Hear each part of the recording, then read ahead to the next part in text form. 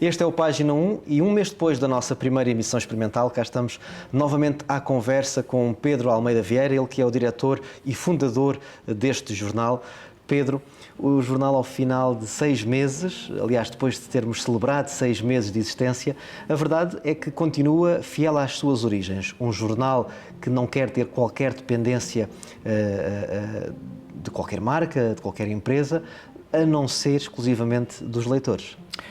Sim, eu diria que é uma experiência que, aparentemente, ou no início, poderia parecer utópica ou, pelo menos, suicidária, no sentido de que não seria expectável que um órgão de comunicação social conseguisse sequer nascer, quanto mais sobreviver e crescer sem qualquer tipo de publicidade e sem qualquer tipo de parceria comercial. O que é certo é que, felizmente, temos vindo a conseguir, de uma forma que espero crescente, mas pelo menos sustentável para aquilo que nós temos vindo a fazer, temos estado a mostrar que é possível fazer um jornalismo completamente independente, extremamente incómodo, e isso é patente, não vale a pena ser modesto nesta matéria, porque não somos modestos, porque somos ambiciosos, e alguém que é ambicioso não pode ser modesto, e temos conseguido algumas boas vitórias, não tanto para o Página 1 como marca, como órgão de comunicação social, mas vitórias para o jornalismo. Vamos precisamente a algumas dessas vitórias, até porque, aliás, numa das crónicas intitulada Cão que morde também ladra, precisamente porque a ideia foi, não é uma questão de atacar, mas é uma questão sim de privilegiar a verdade e de não permitir que rapidamente o Página não fosse posto numa gaveta, nomeadamente na gaveta dos negacionistas. Aliás, uma acusação frequente, pelo menos na primeira fase, nos primeiros meses deste jornal. Sim, porque eu não tenho absolutamente dúvida nenhuma que o projeto nasce e eu próprio o desenvolvi tendo em conta uma certa insatisfação por parte daquilo que estava a acontecer na cobertura mediática, na criação de uma narrativa em redor da pandemia, mas, sejamos claros, o problema da comunicação social já vinha muito de trás, da parte daquilo que é agora as redações, o método de trabalho dos próprios jornais de quererem fazer tudo direto e online e rapidamente e por vezes mal e por vezes sem jornalistas que tenham conhecimentos apurados daquilo que estão a escrever e, portanto, aquilo rapidamente descamba para, eu não direi desinformação, mas para má informação. E, portanto, ela nasce nesse pressuposto, obviamente que provavelmente haveria um conjunto de pessoas mal rotulado de negacionistas que ficaram ou que tentaram colar ao projeto do Página 1. E de uma forma, por vezes, extremamente suja, como aconteceu, por exemplo, com o caso da CNN Portugal, logo depois do nascimento, imediatamente após o nascimento do Página 1, e que deu aso a os leitores do Página 1 saberão que deu aso a desenvolvimentos envolvendo a ERC, envolvendo direitos de resposta e envolvendo multas para mas agora, Pedro, para a CNN Portugal. Mas podemos perguntar, normalmente há a ideia de que as grandes empresas, as multinacionais, as grandes marcas ou os grandes órgãos de comunicação social conseguem ter poder e conseguem oprimir os mais pequeninos. Até podemos recorrer à imagem do David e do Golias. O que é que há, afinal? Que força é que existe escondida ou guardada no Página 1 para enfrentar um titã como a CNN Portugal? Eu julgo que os leitores do Página 1, sem dúvida, e eu acho que tenho leitores e tenho apoiantes de uma grande fidelidade, de uma grande generosidade, de uma grande solidariedade, verdadeiramente empenhados e muito insatisfeitos com os outros órgãos de comunicação social. Isso é patente e basta olhar para as redes sociais são um bom barómetro. Obviamente as redes sociais exacerbam um bocadinho aquilo que é a coisa mais visceral que vem de nós, ou seja, a raiva que vem de nós, ela é bem patente, mas estão ali muitas vezes pessoas que mostram e que demonstram a sua satisfação ou insatisfação perante aquilo que é mau jornalismo ou bom jornalismo. E uma das coisas muito curiosas que eu reparei foi que, ainda há pouco tempo, a Rádio Nascença sorripiou, para não dizer roubar, aquilo que tinha sido um trabalho que temos vindo a acompanhar, que tem a ver com a mortalidade, do excesso de mortalidade nos últimos meses, e foi praticamente copiar digamos, a notícia que o Página 1 tinha dado há 15 dias atrás. Ainda mais fazendo mal as contas, porque dizia que de 1980 até 2022 agora estava a ser o pior mês, julgo que era junho, o pior mês dos últimos 42 anos. Portanto, o nível de conhecimento é tão grande que nem sequer sabem que entre 1980 e 2022 se contam 43 anos. Portanto, mas isto só para dizer que a Rádio Nascença referiu isso e colocou na rede social a notícia, e houve uma série de reações de leitores e de comentários a dizer digam que a notícia é do Página 1 e, portanto, sem eu sequer ter... Mas será que há essa dificuldade em citar o Página 1? É o não reconhecimento? Não sei. Vamos lá ver. Eu fui jornalista durante ainda alguns anos. Eu estive 10 anos afastado do jornalismo, mas eu trabalhei em órgãos de comunicação social dos mais reputados, como o Expresso, como a Grande Reportagem, e não há muitos jornalistas que tenham trabalhado nos dois sítios ao mesmo tempo. Colaborei também no Diário Notícias, colaborei também com artigos de opinião na Visão, escrevi artigos de opinião no Público, portanto, não sou propriamente um desconhecido. O que sucedeu também, da minha perspectiva, é óbvio que é o Página 1 também tem uma linha muito forte sobre as denúncias daquilo que é o mau jornalismo e da promiscuidade entre a imprensa, chamemos mainstream, e entidades que, à partida, não são muito recomendáveis para haver parcerias comerciais como as que estão a ser desenvolvidas, nomeadamente com entidades públicas. Há contratos comerciais assinados entre autarquias e órgãos de comunicação social para a criação de eventos, para a criação de notícias, mesmo de entidades do Estado, com farmacêuticas, e, portanto, essa promiscuidade entre aquilo que é o jornalismo e ações de marketing e de publicidade muitas vezes conflitua com a isenção que se exige. Vamos então a um caso concreto. Aliás, temos mais do que um exemplo. O Página 1 abriu alguns processos, ou deu entrada nos tribunais com diferentes processos, apresentou diferentes queixas ou denúncias e, entretanto, já temos resultados. Qual é que é o balanço? Essa é outra linha que nós temos estado a desenvolver e porque tem a ver com um dos, chamemos, cancros da democracia, que é, em Portugal pelo menos, que é a falta de transparência, o obscurantismo da administração pública. E, portanto, aquilo que eu fui logo verificando foi que, quando se pedia informação, as entidades não o davam. As entidades públicas não o davam. Não é uma coisa inédita. Eu, quando era jornalista do Expresso ou da Grande Reportagem, ainda nos anos 90, passagem para este século, recorria sistematicamente a pedidos formais e as entidades não gostam. Não gostam que se peça formalmente documentos. Por que será?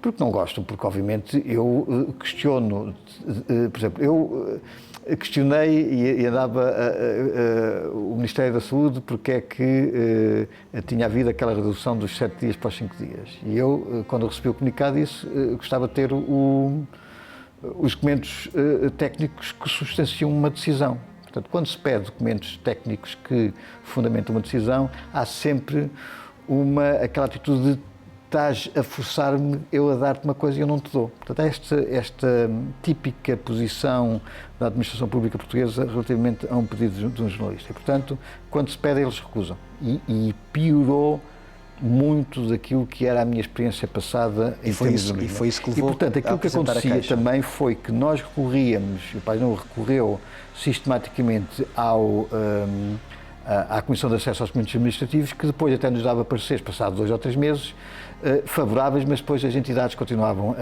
a recusarem.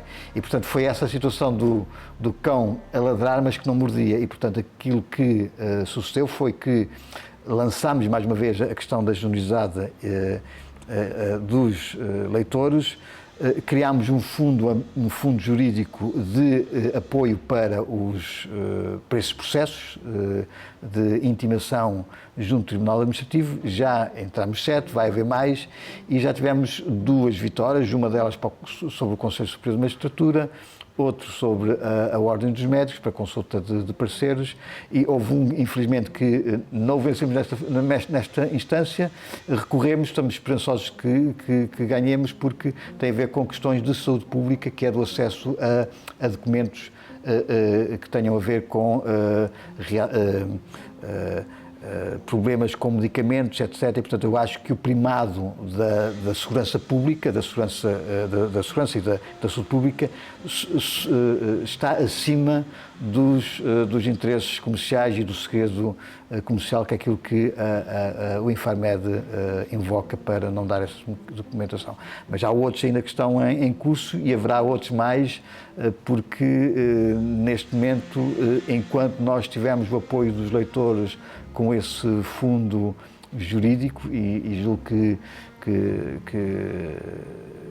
já angariámos cerca de 7.000 euros, as despesas com os processos são bastante elevadas, porque a justiça em Portugal é cara, muitas vezes é lenta, mas é sobretudo cara, mas temos esperança de que podemos apresentar, depois destes 7, mais 7 e mais 7, até que a administração pública voluntariamente forneça a informação quando ela é pedida.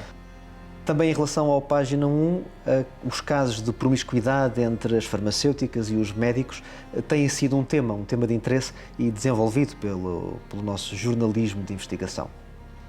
Estamos, infelizmente, ainda muito longe do desejado, porque essa promiscuidade mantém-se e infelizmente, trespassou ao longo da pandemia, já vinha atrás. Eu recordo-me, nos anos 90 havia grandes problemas com os delegados de propaganda médica e com as farmacêuticas e as suas relações com os médicos. Ao longo do tempo isso alterou-se um bocadinho, mas mantém-se, e isso é agora visível, sobretudo porque há um portal da transparência, do Infarmed, mas isso, de qualquer modo, não faz com que muitos dos médicos continuem a ser consultores simultaneamente da Direção-Geral da Saúde ou do Infarmed, e também consultores das farmacêuticas.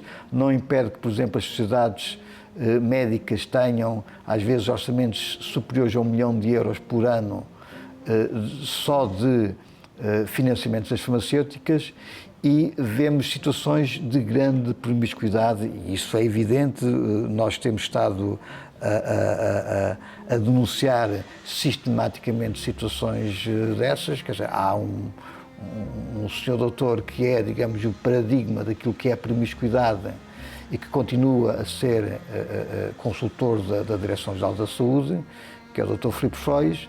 E temos depois, por exemplo, também, que é pneumologista, a própria Sociedade Portuguesa de Pneumologia. Quando começámos a denunciar, quando eu comecei com a investigação, a denunciar essas promiscuidades, aquilo que o senhor fez foi apresentar uma queixa contra a Página 1 e contra mim na entidade reguladora para a comunicação social. Mas, entretanto, quando, na verdade, o objetivo claro dele foi que a IERC não decidiu que a IERC censurasse um jornalismo de investigação, e na verdade aquilo que sucedeu é que o senhor estava incompatível em termos de leis, de regime de incompatibilidades. E isso ficou patente agora numa notícia que ontem demos, no decurso de mais um projeto de investigação do Página 1, da entidade da Inspeção-Geral de Atividades em Saúde, de ter levantado um processo de contornação depois de ter feito um processo de esclarecimento, ou seja, para recolher provas, como viu que havia provas suficientes para um processo de contornação, levantou agora um processo de contornação. É um processo de contornação que é o seu grande problema também, em que a multa é pequena, é ridícula, mas esperamos que ele constitua um ato de censura, porque para os médicos e para determinados profissionais não basta ser sério, não basta dizer que somos sérios, não basta dizer que um jornalista, que um jornal é sério, que um jornal é independente, tem que se provar. E quando uma sociedade médica ou para alguém de um órgão social, de uma sociedade médica, para ser consultora, tem que no máximo receber 50 mil euros por média por ano, e depois vamos ver e recebe 800 e tal mil euros, e vai fazer, como na semana passada este presidente da Sociedade Portuguesa de Pneumologia vai promover descaradamente um medicamento em concreto de uma farmacêutica, que é a Pfizer, e que já tinha financiado também outras campanhas da sociedade. Quer dizer, alguma coisa aqui está mal, alguma coisa está podre na própria medicina, e aquilo que infelizmente se viu durante o período da pandemia, e que esperemos que não venha a suceder agora com outras situações, com outras crises, é que a ciência foi presa a interesses, muitas vezes interesses políticos, muitas vezes interesses comerciais, e aquilo que deixou de acontecer durante a pandemia foi um debate que é aquilo que alimenta a ciência, a dúvida que alimenta a ciência. E nós verificamos que, ao nível da comunicação social, e eu particularmente, que as coisas degradaram-se a um tal ponto que, mal ou bem, fez nascer este projeto do Página 1, que não pretende ensinar jornalismo, pretende que também os próprios jornalistas, e há jornalistas sérios, olhem para o espelho e vejam se aquilo que andam a fazer é de facto o que deve ser feito. Não deveremos nunca, como jornalistas, ser meros pés de microfone. Devemos questionar, querer informação, e isso nota-se particularmente agora nesta situação. E por falar num jornalismo sério e em informação, o que é que será que se passa com estas questões em torno da mortalidade que está a assolar o nosso país? Porque, na realidade, a verdade é que, segundo os dados oficiais, e o Página não tem feito este trabalho, que é apurar resultados, pegar em factos concretos para depois os poder confrontar, e rapidamente se conclui que, afinal, não está tudo bem, não ficou tudo bem, está mesmo tudo mal. Este é o caso paradigmático da importância do jornalismo. Eu ainda há dias me insurgi com uma coisa que a Direção-Geral da Saúde fez, que foi, às 18h54, fez um comunicado de imprensa a dizer a onda de calor causou 328 mortes. E o comunicado de imprensa não tinha nenhum dado em concreto que consubstanciasse, que sustentasse aquele número. O que é certo é que, à hora tardia, os jornalistas querem ir para casa, que vêm os telejornais, e para aí uma dezena de jornais e de televisões deram aquele número assim, como estando associado a uma onda de calor. Isso é, para mim, o jornalismo como não deve ser feito. O que devia ser mostrado aos jovens que estão nas universidades, aos estagiários que estão a dar os primeiros passos. Aquilo é algo que não deve ser feito por um jornal. Um jornal nunca deve dar essa informação assim. E tanto assim é que nós, Página, não demos, fizemos depois mais alguns trabalhos, já tínhamos feito, para mostrar que, de facto, a mortalidade, o excesso de mortalidade vem muito para trás. Nós estamos já a caminho do 9º mês consecutivo, algo nunca visto, de mortalidade, de excesso de mortalidade e mortalidade acima de 10 mil euros, de 10 mil óbitos por mês. Nós não encontramos isso em nenhuma outra série. com recordes para o mês de abril, para o mês de maio e para o mês de junho e provavelmente também para o mês de julho, e isso é único numa sequência. Algo existe de errado e os jornalistas não têm que estar a ouvir as especulações nem da Direção-Geral da Saúde, nem as especulações dos supostos peritos. Os peritos sabem tanto quanto eu ou quanto outra pessoa qualquer, porque a única forma, eu já me tenho perguntado qual é, na minha perspectiva, a causa. Se é o problema, se é uma situação, se tem a ver com o tempo quente, se tem a ver com o facto de que durante a pandemia as pessoas não tiveram, sobretudo os idosos, que é, digamos, a faixa etária que está a ser mais dizimada, passa a expressão, por causa do SNS, se é por causa das vacinas, a minha questão é, todas as hipóteses estão em aberto. Uma coisa é certa, o Governo sabe, a Direção-Geral da Saúde sabe, portanto, a doutora Marta Temido sabe, a doutora Graça Freitas sabe, muitas outras pessoas sabem, o doutor António Costa provavelmente também sabe que há meios em Portugal, online, imediatos, para saber o que é que está a acontecer. Hoje, não é o que aconteceu há 2 anos atrás, ou há 3 anos, ou há 4 anos, que é o sistema de informação dos certificados de óbito, que é um registro digitalizado em que todos os dias as pessoas que vão falecendo, o médico legista introduz numa plataforma e com a causa da morte, localidade, pessoa, portanto, isso pode ser tudo anonimizado e nós ficamos a saber, ao dia de ontem, qual foi as causas diferentes da mortalidade das pessoas. E podemos ver isso ontem, anteontem, há 3 dias, há 4 dias, etc. Podemos fazer uma série mais longa ou menos longa, como se queira. E podemos depois comparar com períodos homólogos e verificarem quais são as causas de morte que começaram a sobressair durante estes meses. E depois tentar encontrar explicações. Isso faz-se em 5, 10 minutos, com programas informáticos, faz-se quase imediato. Quase imediato. Mas porquê é que não está a ser feito e não está a ser divulgado? Não faz porque o Governo quer salvar o coiro. Claramente, o Governo não quer que se saiba. Ponto final. E os jornalistas têm a obrigação de pressionar e de fazer isso. Nós, para termos acesso ao sistema de informação de certificados de óbito, pedimos isso à Direção-Geral da Saúde já há uma série de meses. Recusaram sempre. A própria CADA, nesse aspecto, em quase todos os outros, deu-nos razão, nesse aspecto não nos deu razão, alegando que a lei que institui o sistema de informação de certificados de óbito cria ali um regime de confidencialidade que só permite para trabalhos o acesso para investigação.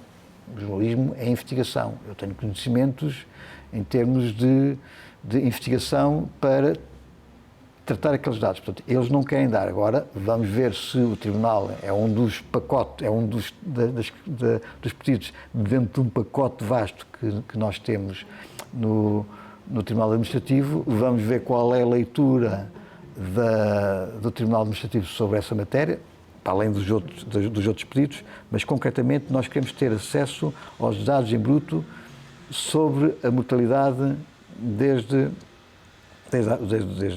2014 até à data. Isso com dados anonimizados, não fica a saber onde é de que morreu a Dona Maria ou o Sr. João. Isso eu não sei.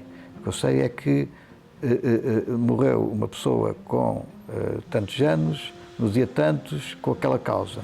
E consigo saber essa listagem toda e posso comparar. Isso pode e deve ser dado. Temos que saber, não falo isso só em termos de jornalismo, falo em termos de cidadãos. Essa informação existe, essa informação está a ser ocultada. E está a ser ocultada por uma razão, para mim, cada vez mais evidente. É uma informação que é comprometedora, tal como aconteceu também há pouco tempo, a Administração Central do Serviço de Saúde, com a perfeita conivência ou até em coordenação com o Ministério da Saúde, com o Sr. Ministro, até porque o Presidente dessa entidade é amigo de longa data da Ministra, portanto, é impossível um não saber o que o outro faz e provavelmente a Ministra sabe neste momento que essa base desapareceu, que era uma base de dados que o Pais não estava a utilizar para fazer uma análise muito detalhada sobre o desempenho do Serviço Nacional de Saúde durante a pandemia, onde desmontavam uma série de narrativas oficiais relativamente à pandemia e ao funcionamento do Serviço Nacional de Saúde. Havia dados que permitiam saber até ao nível das doenças respiratórias, das doenças cardíacas, como é que a perigosidade relativamente às crianças, tudo. Ou seja, eu fiz para aí cerca de uma dezena de artigos de fundos sustentados, não havia ali um erro absolutamente nenhum. Punha as mãos no fogo pelo aquilo que fiz. De repente, essa base de dados que estava no portal da transparência, desaparece. E, supostamente, por uma análise interna, ou uma avaliação interna, ou coisa do género, que é a desculpa mais farrapada, aquele senhor que ali está, o Dr. Vítor Herdeiro, devia demitir-se, basicamente, porque aquilo, ou então voltar a colocar informação online. Uma imprensa que permite uma coisa destas, uma sociedade que permite uma coisa dessas, aceita tudo o resto, aceita até a perda da própria democracia. E, portanto, eu, como diretor do Página 1 e como jornalista, apenas lamento estar sozinho nesta guerra, ao nível da imprensa. Não estou sozinho porque também tenho a vocês, mas em termos de imprensa, em termos de cidadania, tenho o apoio, obviamente, dos leitores, mas sinto pena que, ao nível dos meus colegas, dos meus camaradas, que é como se tratam os jornalistas, haja esta atitude de se terem esquecido do papel fundamental do jornalismo para garantir a democracia. Nós lembramos do 25 de Abril e lembramos dos militares que criaram o 25 de Abril e criaram a democracia.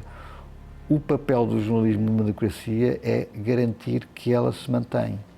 E nós estamos a caminhar, e vimos isso nos 2 últimos anos, para essa perda. Não houve nenhum jornal mainstream que tivesse questionado aquilo que agora, por exemplo, o Tribunal Constitucional determinou que havia inconstitucionalidades de grande parte daquilo que foi feito durante a pandemia, dos lockdowns e da retenção das pessoas. Claro, e a pergunta que se impõe agora é: e agora? O que é que se faz? E agora, Sabes a questão, que está errado, a questão não é só agora, é o que é que o jornalismo fez. O jornalismo pactuou com muita desta situação e com o exacerbar desta situação. Eu sempre defendi que, atenção, esta doença é preocupante para determinados grupos, não é uma brincadeira, eu próprio sofri dela e por um azar estatístico poderia, digamos, foi a primeira doença, tirando talvez, acho eu, a tosse convulsa quando era criança, em que a minha vida teve em risco, embora depois também com outros problemas do próprio Serviço Nacional de Saúde, não é? Pronto, mas isso é outra história. Ela era perigosa, mas ela não justificava, por um lado, este pânico, nem justificava esta generalização. Aliás, daí também ser patético a dizer-se que te assumias como negacionista porque não podias negar uma doença pela qual passaste. Sim, eu nunca neguei. Aliás, eu recordo-me, mesmo ainda, eu tinha um blog em 2020 e comecei logo a preocupar-me com estas situações.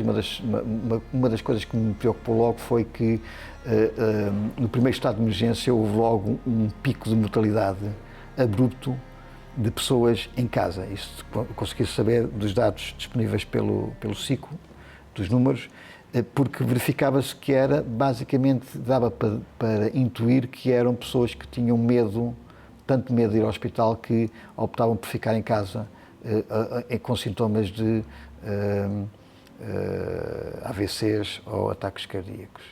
E, portanto, as pessoas, durante meses e meses, muitas delas fugiram do único sítio onde elas podiam ser salvas, que eram os hospitais. E muitos jornalistas são responsáveis por isso, indiretos são responsáveis por isso. Muitos médicos também são responsáveis por isso. A própria situação que nós vivemos agora pode ser muito bem devido ao facto de termos tido uma quantidade brutal de operações, diagnósticos, rastreios, etc., adiados. Aquilo que eu defendi foi: a doença é apenas mais uma, pode ser mais grave, aliás, o próprio Página 1 determinou isso a partir de dados oficiais, agravava em relação à mortalidade das pneumonias cerca de 30%. Portanto, mas isso para grupos específicos, para os grupos de população mais idosa ou mais vulnerável, mas o risco de morte de uma pessoa da minha idade era incomensuravelmente mais baixa do que de 80 anos, e para a população mais jovem, para aquela que até se andou a querer vacinar a toda a força e a criar um pânico junto da população, a mortalidade por Covid é irrisória. Morreram dois jovens com menos de 15 anos, com grandes comorbidades, sendo que antes da pandemia, em igual período, morriam 50 crianças de doenças do aparelho respiratório. E durante a pandemia até houve um abaixamento das doenças. Vamos lá ver o que é que vai acontecer em termos da questão imunológica, mas houve uma redução até das doenças do aparelho respiratório, porque as gripes apareceram, as pneumonias também, e, portanto, houve uma redução até de 30 mortes nesse período, portanto, passaram a ser 20. Portanto, se nós somarmos 20 com as duas de Covid, morreram 22 crianças. Do ponto de vista da saúde pública, se compararmos com o período homólogo, vemos que contrasta com o período da pandemia de 50. Portanto, foi esta falta de verdade, de análise pela parte dos jornalistas, porque eu até compreendo que os governos, os partidos políticos e as farmacêuticas, as sociedades médicas façam o seu trabalho, tenham os seus interesses. Agora, o jornalismo tem que ser a entidade, ou os jornalistas têm que ser a entidade que, de certa forma, vai tentar monitorizar, vai tentar indagar para saber onde é que está a verdade. E eles foram, grande parte deles, na onda. Pedro, obrigado por este momento. Certamente que lá em casa quem nos está a acompanhar está a gostar, mas o tempo vai passando, mas fica a promessa. Para a semana vai haver muito mais para as próximas semanas. Para as próximas semanas, pelo menos uma vez por semana, vamos ter aqui uma espécie de balanço dos resultados, das investigações, das notícias que passam pelo Página 1. Obrigado, Pedro. Obrigado a todos os que nos acompanharam aí desse lado, e porque ainda é possível acreditar num jornalismo isento, transparente e que exige mais da sociedade, mais do jornalismo, mais de cada um de nós. Despedimos-nos assim então e até para a semana.